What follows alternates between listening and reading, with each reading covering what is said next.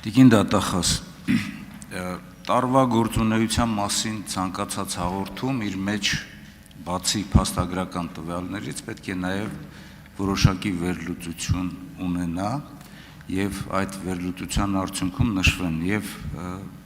արդյունքները եւ դրական կողմերը եւ նաև թերությունները, որոնք հիմք պետք է հանդիսանան հաջորդ տարվա գործունեության համար, կարծում եմ։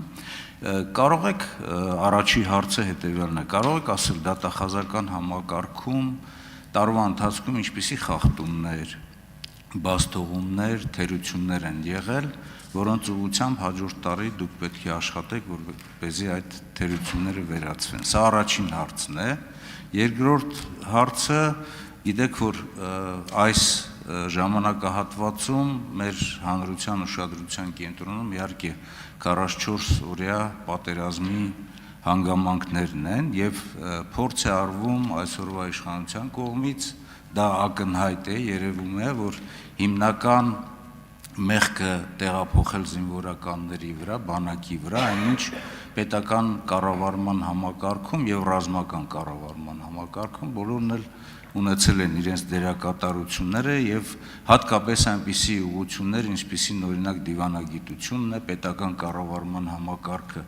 ռազմական ռեսուրսների փոխադրումն է եւ այլն։ Այս քննիչ հանձնաժողովի կազմում դուք կարող եք ասել, որ երկու հարց է այստեղ։ Արդյոք դատաիրավական համակարգից մասնակցել են քննիչ հանձնաժողովի հարցաքննություններին, մասնակցել են, որովհետև իրենք էլ իրենց պարտականություններ ունեն։ Եվ հարուցված քրեական գործերի, սա անցած տարվա հարցն է, որը որ դուք անցած տարի չեք պատասխանել, հարուցված քրեական գործերից քանիսն են վերաբերում բանակին եւ տոկոսային առումով միգուցե։ Թվային առումով կարող է ձեր մոտ չլինի այդ տվյալները, քանիսը մյուս համակարգերին պետական։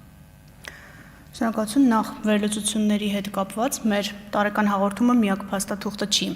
որով մենք վերլուծական աշխատանք ենք իրականացնում, դատախազությունը տարին 2 անգամ կիսամյակային հաստատում է իր աշխատանքային ծրագիրը եւ յուրաքանչյուր աշխատանքային ծրագրի թեմա ընտրվում է այդեր ասած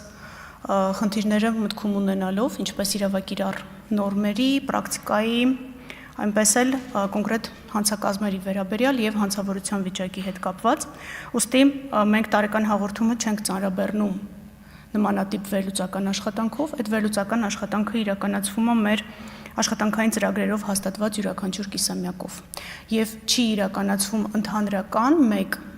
ամբողջական միավորով, այլ ըստ ստորաբաժանումների։ Եւ դրա արդյունքներով, եթե հետևեք դատախազության կամ հետևում եք, չգիտեմ, դատախազության գործունեությանը, մենք նաև ունենում ենք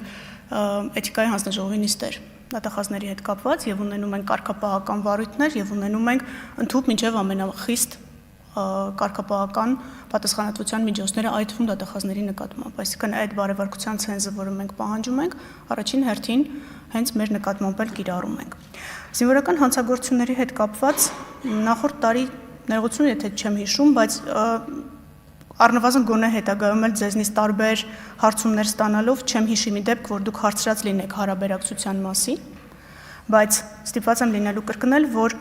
44 օրյա պատերազմի հետ կապված մեր դիրքորոշումը որպես մեղադրող կողմ ներկայացված է դատարան ներկայացված մեղադրական եզրակացություններով։ Այդ բոլոր մի քանի բացառություններով, որոնք գաղտնի վարույթներ են, բոլոր վարույթները հրապարակային են ու վարույթների մեծ մասն արդեն դատարանում է։ Ավելին, ունենք առաջին ատյանի դատարանում նույնիսկ հանգուցալուծված եւ խիստ ազատազրկում մոտ 15 տարի, եթե չեմ սխալվում, պատիժ արձանագրած դատական ակտ։ Այսինքն այս մասով մեզնից քաղաքական գնահատականներ ակնկալելը չի բխում որևէ կերպ մեր լիազորությունից։ Կլինի դա քննիչ հանձնաժողով, կլինի դա ցանկացած արտադատական փաստաթուղթ։ Մեր դիրքորոշումը 44 օրյա պատերազմի վերաբերյալ հստակ արտացոլված է դատարան ներկայացված մեղադրական եզրակացություններում եւ այդ մեղադրական եզրակացություններում շատ մանրամասն են նկարագրված այն բոլոր փաստական հանգամանքները, որոնք վերաբերում են տարբեր ուղղություններով գործողություններին, որոնք առաջացրել են հետևանքներ։ Դրա համար քաղաքական գնահատական տալ չեմ կարող եւ ասել, որ մեր զինվորական հանցագործությունների վերաբերյալ գործերով որևէ քաղաքական հայտարարություն կամ որևէ դիվանագիտական ծառայության ներկայացուցիչ չի մեղադրանք պիտի առաջադրվի, ելի նշանակում է չպատկերացնել դատախազության գործառույթները։ Մենք քննում ենք զինվորականների վերաբերյալ գործեր զինվորական հանցագործությունների դրվագներով ու ներկայացնում ենք դատարան։ Տիկին դատախազ, դուք զինվորական դատախազ չեք, թե հանրապետության գլխավոր դատախազն եք եւ ոչ ոք չի ասում ձեզ, որ քաղաքական գնահատականներ տրվեր։ Իմ հարցս կոնկրետ է եւ ես պատկերացնում եմ համակարգի գործունեության թե տարեկան, թե կիսամյակային հաշվետվություններ, ես հարց տվեցի։ Կարող եք այստեղ ասել մեր հանրությանը, օրինակ ձեր գործունեության ընթացքում դատախազական համակարգում ինչպիսի բացթողումներ եւ թերություններ են եղել։ Իսկ ինչ վերաբերվում է 44 օրյա հարուցված քրեական գործերին, անցած տարի եմ ես այս ամբիոնից եւ հարց տվել եւ նաեւ ելույթի մեջ նշել, քաղաքական գնահատական մի տվեք, ասենք ձեր գործունեության արդյունքում պարզ է արդյոք, թե բացի զինվորականներից, այլ համակարգից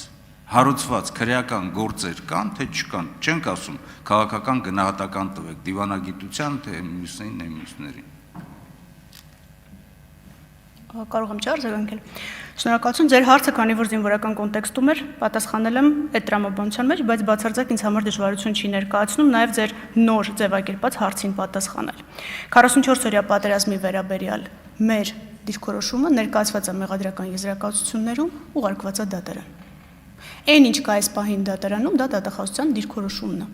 Դատախազության դիրքորոշումը փաստահեն է։ Մենք հենվում ենք ապացույցների վրա։ Եվ այդ ապացույցներով ներկայացրել ենք դատարան եւ կրկնում եմ, ունենք մեղադրական վերդիկտներ։ Ինչ վերաբերում է դատախազության թերություններին, վստահաբար բոլոր թերությունները ամենաաննշան թվացողից մինչև ամենայմ կարծիքով խնդրահարույց ես տեղեկացված եմ։ Եթե ցանկությունը ժամանակ ունեք, կարող եմ սկսել թվարկել, բայց ինձ համար ամենակարևորը ժամանակային ձգձգումներն են։ Որովհետև այն ինչ պետք է արվեր ցանկալի կլներ մի 5 տարի առաջ, մենք հիմա ենք անում։ Ու դա բազմաթիվ հարցադրումների տեղիք է տալիս ինձ որպես գլխավոր դատախազի։ Բաժանորդագրվեք Արմատ մեդիայի ալիքներին սոցցանցերում։ Հետևեք մեզ նաև Armat Media AM կայքում։